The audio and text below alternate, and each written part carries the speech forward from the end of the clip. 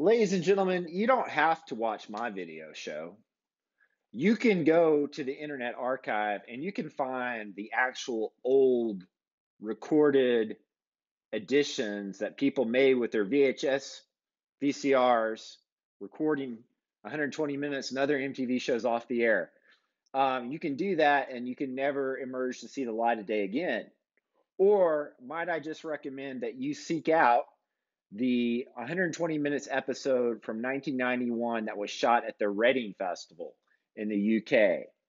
That, if I could have a time machine that would only allow me to go back to music festivals, that would be top of the list. And there's a lot of great coverage of it on an episode of 120 minutes. I believe it was from July 1991.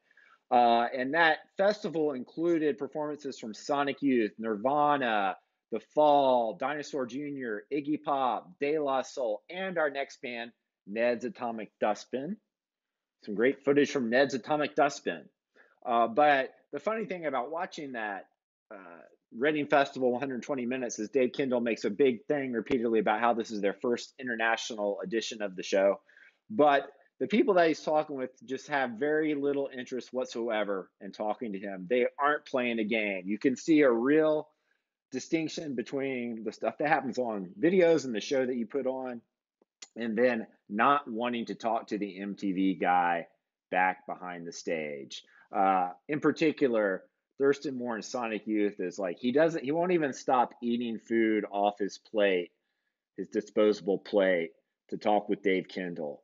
But he does introduce Courtney Love. It's kind of fun. So, spoiler, there's no interview with Nirvana in that episode, but they do talk to other bands, including Ned's Atomic Dustbin, and what we're going to hear is their undeniable jam, Gray Cell Green. After that, we have Erasure, who were not at that festival, which they had been. Erasure with Chorus, and so this is going to be a real contrast to the mostly guitar rock that we've been hearing so far. And Erasure just had song after song, album after album of this really meticulously produced synthesizer-based dance music until, in my opinion, they got a little too obsessed with Abba, and they put out an album that was just Abba covers. And that turned into like a subgenre in the 90s. Guns N' Roses had their Spaghetti Incident. I don't know if anyone remembers that, maybe. After that, we got Primal Scream with Movin On Up. Such a great band that with really varied output all over the place, rock to rave. And here's a soul jam, Moving On Up from Primal Scream at the end of this block.